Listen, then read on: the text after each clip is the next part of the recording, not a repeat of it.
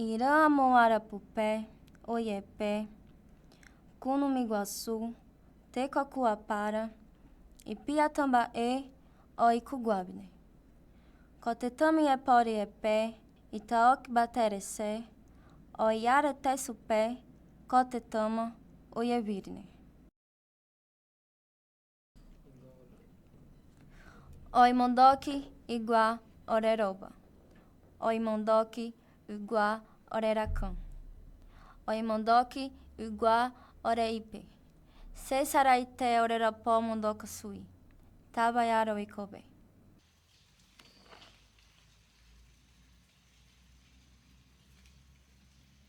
Meu nome é Edinaldo, sou filho de Josefa Maria dos Santos e José Paixão da Silva, né? E neto de Alice, um dos herdeiros do sítio dos Caboclos, aqui no município do Conde. Então a minha infância ela foi toda em Pitbull até os 7 anos de idade, né? Vendo meu pai pescar, vendo meus irmãos pescar, e o sonho da gente também era ser pescador também, né? Então assim, e porque a gente ia para o alto mar, né? E quando chegava, a gente estava todo mundo esperando ele, né? Para poder levar o peixe para casa, para poder almoçar, né? Ou senão para janta. Então, assim, foi a minha infância jogando bola. E também, quando eles iam para o mar, a gente guardava ele à tarde e já jogava bola junto com os outros meninos de Pitbull. A minha avó sempre falou para minha mãe que ela era indígena, né? Então, assim, veio passando de gerações. E mãe também falou que a gente também era indígena, tinha uma terra aqui no Conde. Sempre mãe falava, que a gente tinha uma terra no Conde, que foi expulso dela, né? E isso eu fui crescendo escutando aquele de mãe, né? Até com meus 7 anos de idade e eu fui para Maceió, né? A pescaria estava ruim e a gente foi para Maceió e lá, meu pai pescando, a gente ficando lá e consegui encontrar uma família, né? Que eu fiquei com eles, porque eu gostava muito de animais, né? E por gostar de animais, eles tinham muitos animais e eu gostei de um sítio, né? E eu fiquei me relacionando por lá e comecei a jogar bola de novo, né? Aí com 4 anos depois, meus pais retornam de novo. Inclusive eu venho também com eles para cá. Logo passei um mês, eu acho que um mês, dois aqui em Pitbull de novo. Aí vieram me buscar para voltar de novo para Maceió. Aí começa a minha carreira de jogador de futebol, né? Já com meus 11, 12 anos, ingresso já nas escolinhas de Maceió. Aí fui dos meus 12, 13, 14, 15, 16, 17, 18, 19 anos. Quando foi 19 anos, eu tive a maior oportunidade que um jogador, um jovem sonha, que é ingressar no profissional. E, então eu fui para Portugal, e a gente lá passou no teste e ficou. E quando a gente retornou de novo aqui para Paraíba, já para me despedir da minha família, aí foi aonde que começa de novo a história do cacique Edinaldo, do povo de Edinaldo, para que a gente possa estar trazendo de volta a história e vivenciar de novo a história do povo tabajara.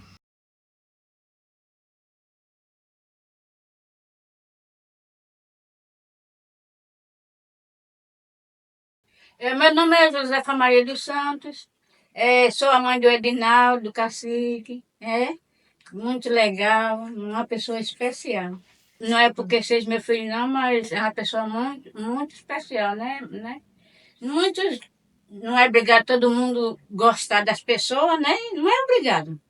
Mas eu tenho toda a certeza que os amigos dele é muito especial, porque ele é uma pessoa especial, né? Pronto.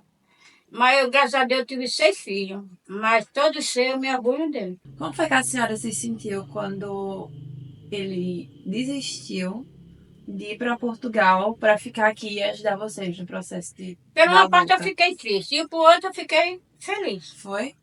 Foi, porque eu disse, minha mãe dizia, "Olha, um de vocês é de correr atrás dos objetivos que a gente tem. Essas terras, os bens que a gente tem, que foi tomado, viu? E mandou a gente embora, tudinho, queimou as casas da gente. Naquele tempo eu tinha 5 anos. Isso foi umas 5 horas, umas 5 para 6 horas. Chegou um povo, minha filha, e disse que a gente tinha que sair das casas e lá vai. Se não saísse, ia queimar as casas. Aí mãe pegou uma trouxa, só pegou uma trouxa de roupa, que foi a roupa da gente, botou na cabeça, pegou minha mão lá em cima dele. Quando a gente chegamos, olhamos aqui naquela casa ali embaixo, era fogo, meu. Fogo. Eu capanga, tudo de revólver, tudo de cigarro, tudo de coisa. Mandou na minha mãe retirar com 24 horas. Minha mãe ficou louca, minha mãe naquele tempo. Não tinha nem uma bolsa, minha filha. Não foi uma trouxa de pão desse tamanho, isso é meio de ponto com a gente, no pingo da meia. A minha mãe falava para mim que não tinha solução, porque alguém tinha invadido, tomado, entende? Sim. E a minha família, né, saiu tudo sem destino, porque foi muito terrível, entende? Bandeirinha, toda manhã deles botaram Vitor e Victor.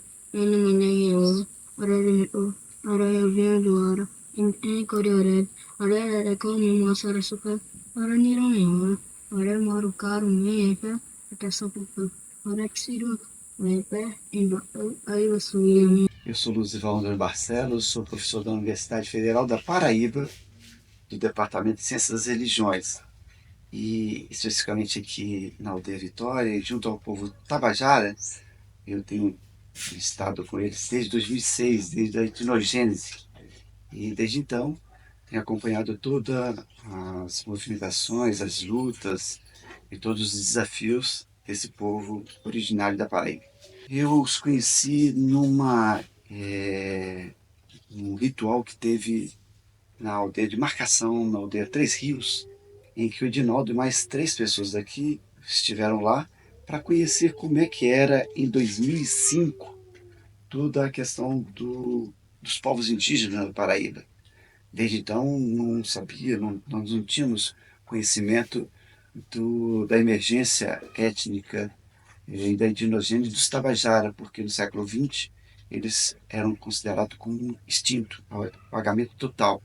E me surpreendeu demais saber que tinha Tabajara, né, vivo.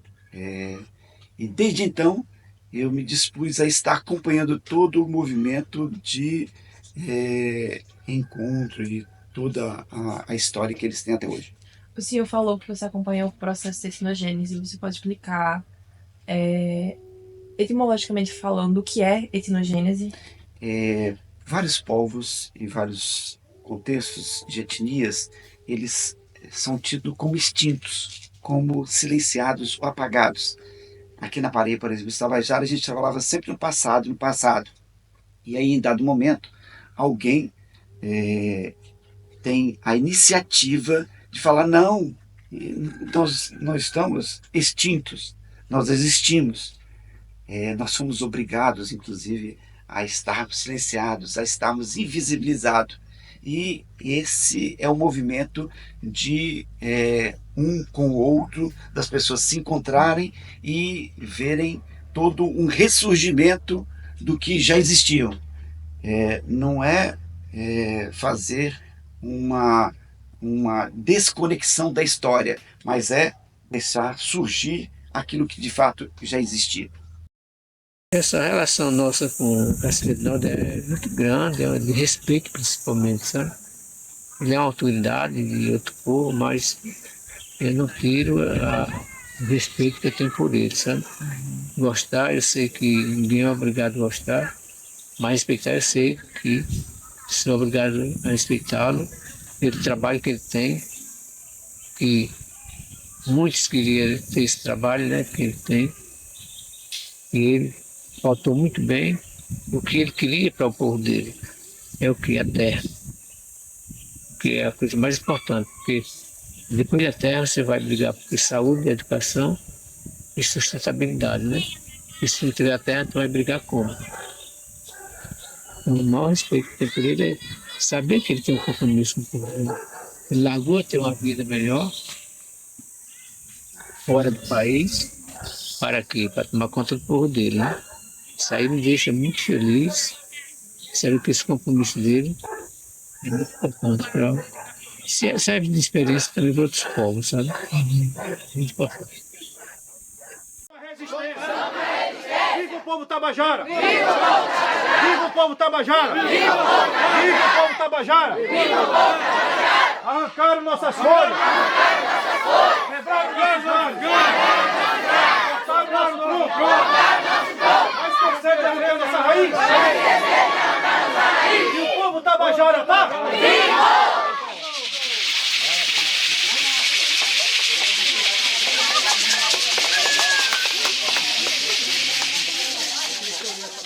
a gente era caboclo, né? Não dizia Sim. que a gente era índio.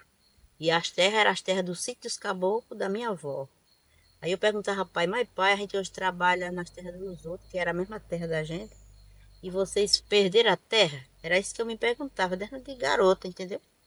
Aí um dia ele apareceu, e eu não estava nem sabendo, né, que ele andou isso tudo para poder chegar lá em casa, por isso que eu falei que foi a primeira. Aí chegou o Nequinho, lá em casa de manhã, batendo palma. Aí falou assim, João, que é meu pai, né? Aquelas terras da gente vai ser reivindicada. Aí eu fiquei doidinha, né? Fiquei feliz demais. Aí eu queria saber. Aí pai disse, disse, é. Aí convocou a reunião, Nequinho, disse, aí tu agora tu e o resto da família comigo, né? E vai ser tal dia, que eu não lembro.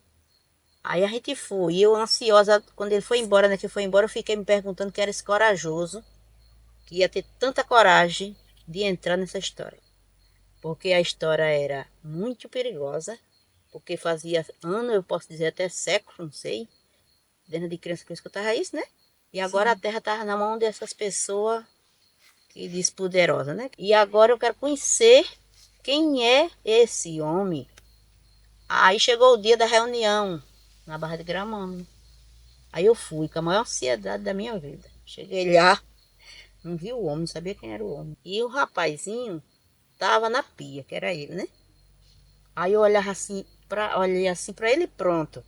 E parecia que eu tava perguntando a ele, é tu que é a pessoa que vai reivindicar a terra? Não precisou. Ele virou assim, olhou para mim. Aí ele olhou para mim e falou assim, você também é família? Aí quando ele falou isso, aí eu tive aquele susto, sabe? O que virou a chave foi um pedido do meu tio. É. Ele pediu como? Ele pra pediu você assim ficar? que eu era o responsável de resgatar a história da terra e da família dele, né, que foi destruída. Eu falei, que história era essa? Aí eu nem sabia a história dele. Ele falou, João Gringo falou, disse, olha meu filho, a gente é indígena, a gente é índio, do Conde, caboclos, nós tínhamos uma terra no Conde e fomos expulsos dela. E daí, eu falei, como foi expulso? Ele disse, fomos expulsos a pau, a fogo, a cavalo e a bala e queimaram a casa da gente. Eu falei, foi? Foi. Então aquilo ali me deu, me queimou no coração, como falo dele até hoje. Então quem me move hoje foi a raiva que ele disse que tinha um território e perdeu esse território e da forma mais cruel possível. Né? E isso foi que foi repassando para toda mais velho que eu me encontrei, tipo minha mãe, minha tia, o Neco, o Bio, né, tia Terezinha, tia Maria, a mais velha irmã da minha avó, né? Então todos eles que foram expulsos desse território, foi que a gente começou de novo a fazer essa nova resgate em termos de uma raiva, uma raiva, não uma raiva de querer matar, não, uma raiva de justiça, de direitos, né? Então foi isso que me moveu e que fez virar a chave da minha cabeça, não lutar mais por mim só, mas lutar por um coletivo que estava apagado na Paraíba. Então o povo Tabajara da Paraíba, na minha volta, a gente começa de novo reaprendendo tudo. Reaprendendo primeiro, a gente teve um território e perdeu ele. Onde é que está esse povo? Se espalhou por todo canto. Né? Então, assim, o papel do cacique Edinaldo, ele foi muito importante, porque foi o primeiro cacique Tabajara depois do século XXI, depois de 150 anos silenciado, e não tinha mais nada. A gente não sabia quem era só tio, tia e primo. Não sabia que tem outros parentes. Né? Então, assim, através desse processo que se fala. O primeiro ano de luta do povo Tabajara começa no dia 21/6/2006, e a gente começa buscando toda a parte de documentação. Segundo ano de luta, a gente começa buscando, né, toda a parte de alianças com os potiguaras, com o movimento indígena do Nordeste, chamado APOIME, a PIB, Movimento Indígena Nacional. E o terceiro ano de luta foi que começou a reunir o povo. Aí foi aonde que eu fiquei sabendo da profecia. Quando uma reunião do povo nosso, lá na Barra de Gramame, o Bio, meu primo Bio, ele abriu uma igreja batista para fazer a primeira reunião. Aí veio os potiguaras, veio o CIMI, né, veio a universidade, e a gente começa de novo a fazer de novo esse resgate histórico do povo Tabajara. Na segunda reunião, quando eu chamo a segunda reunião, aí vem toda a família do Antônio Piaba, casado com a minha tia, né, irmã da minha avó, né, e ela veio, os filhos dela vieram e falaram para mim, depois quando acabou a reunião, disse, olha, o meu pai falou que um dia ia chegar um jovem novo, capacitado, que essa terra do Pietá está cheia de prédio, mas ele voltaria ao verdadeiro dono. Eu falei, quem falou isso? Assim, quem falou isso foi o meu pai. Quem é teu pai? É Antônio Piaba. Ele é casado com quem? Com a minha mãe, que eu esqueci o nome dela agora, Tia Antônia. Aí eu digo, rapaz, mas também não subiu para a cabeça, também nunca disse que eu era o jovem da profecia, né? Porque era muito cedo naquela época, não tinha nada, né? Então a gente começou a lutar. Então, quarto ano de luta foi trabalhar a parte da cultura. O quinto ano de luta foi trabalhar a parte do nome nas redes sociais. Se meu nome era Edinaldo, começava a se chamar Edinaldo Tabajara no Orkut, né? Então, assim, aí começa de novo um processo histórico de identidade, afirmação de identidade, luta por território e nasce a Aldeia Vitória. E no nascendo a Aldeia Vitória, depois de 6 anos, foi aonde que eu encontro a Natália, né, com a família dela, toda a família dela do tronco do Severo, né, porque meu tronco é o tronco do Civino, né, e o tronco de Natália e Sônia, o restante, são o tronco do sítio dos Caboclos do Severo, que era 2 irmãos, que tiveram 2 gerações. Então a gente começa de novo a lutar, né, e a luta foi nos juntando, e hoje eu me formei minha família dentro da luta, né, então eu formei minha família da luta. Eu me casei dentro da luta, tenho 2 filhos dentro da luta, e hoje a Natália ela é meu braço direito em termos da política de desenvolvimento das mulheres, e nós trabalhando com a parte dos homens e de todo o contexto do povo tabajara, criança, jovens, ancião e mulher. Eu sou neta de Rita Maria Severo, que era a filha mais velha de 3 irmãos, que foram nascidos, criados e expulsos daqui do sítio dos Caboclos. Quando iniciou esse processo, né, de identificação do povo, né, propriamente dito, os antropólogos eles saíram de casa em casa, fazendo a árvore genealógica e fazendo esse reconhecimento. E a minha família ela já se inseriu automaticamente nesse processo. Inclusive, no mesmo ano, né, teve um processo de reestruturação da FUNAI, que a FUNAI iria deixar de existir. Algumas coordenações regionais iriam deixar de existir, inclusive a da Paraíba. E a gente foi logo nos primeiros dias de janeiro, né, do ano de 2009 para Brasília. E lá a luta ela acabou nos unindo, sabe? Era sempre algo em prol da luta que nos mantíamos juntos. Então a gente sempre estava junto porque tinha uma retomada, tinha um processo, né? Tinha um evento, uma reunião, e aquilo sempre foi nos mantendo junto. Edinaldo ele é um líder nato. E por ser um líder nato, ele deixa muito exemplo, né? Enquanto pessoa, enquanto ser humano, enquanto pai, principalmente, né? E veio que muitas vezes ele tinha que ir, mesmo quando em casa tem uma situação um pouco delicada, ou um dos meninos estavam doentes, e ele ia muito preocupado, né? Muitas vezes o confronto que teve lá em Brasília, e ele sempre no telefone, procurando saber como os meninos estavam.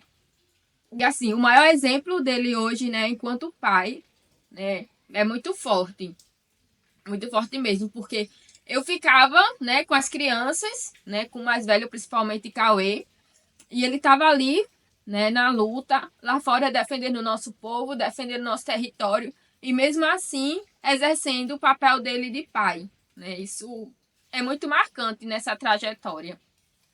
Qual é o seu maior sonho? Jogador de futebol. Minha paixãozinha. Qual é o seu maior sonho, Cauã? Ser um jogador. Sai, Davi, sai do gol, pô! Gol, Davi, se defende, vai! Tá, Davi? Tá, Davi. Desce no gol, coloca aqui. Deixa pro gol. Qual é o seu maior sonho? Ser jogador. Ser jogador? Pega aí. Peraí. Sai correndo, Arthur, com ela! Tem nada, porra! Ele já foi, a gente jogava com ele. Cuidado, olha a câmera aqui. Nós tudo enquanto ele fazia ele. O nome dela é Yasmin. Yasmin que pegou a bola.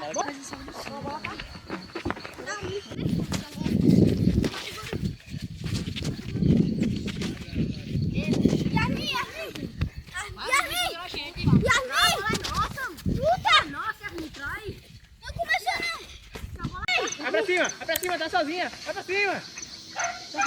Isso! Vamos!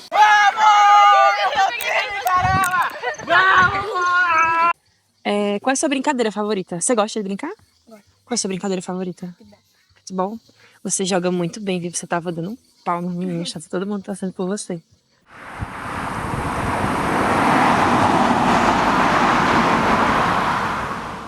E aí, o meu nome é Severino Francisco Nascimento Tabajara.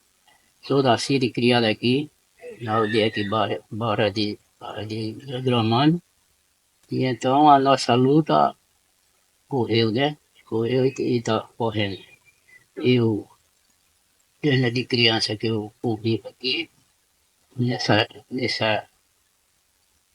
corra, desse amarindija aqui. E meu pai, foi criado por meu pai, minha mãe era tudo indígena também. E ele contava que a gente era indígena. Então, aí, mas os terrenos estavam tudo na mão dos outros. E os fazendeiros tinham que tomou. E aí a gente foi uma luta, né? Assim, ir para baixo e de nada apareceu. E corremos a luta. Até hoje, graças a Deus, dando tudo certo. O senhor pode me falar mais da história da profecia? De onde foi que a profecia surgiu? Foi meu pai. Meu pai, ele conversava e dizia que ia aparecer um jovem que ia tomar conta da luta.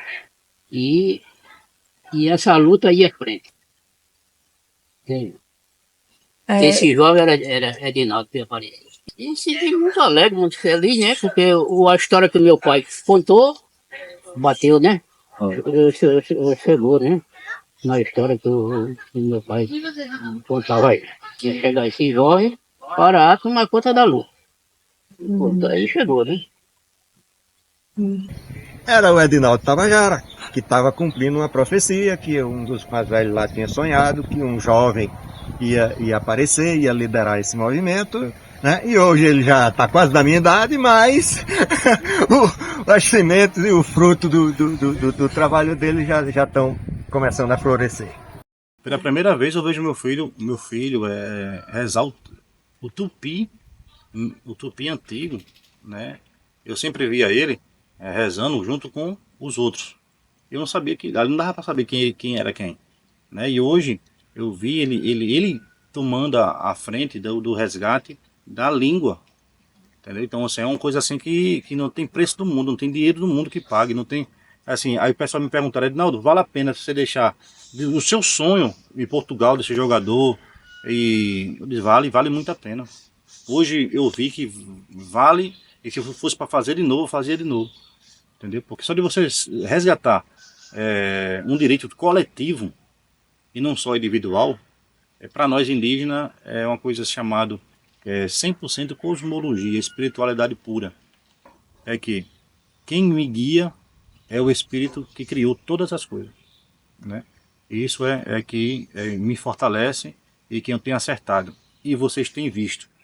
Hoje tem criança correndo porque o Espírito me guiou para isso. Hoje tem casa construída porque o Espírito me guiou para isso.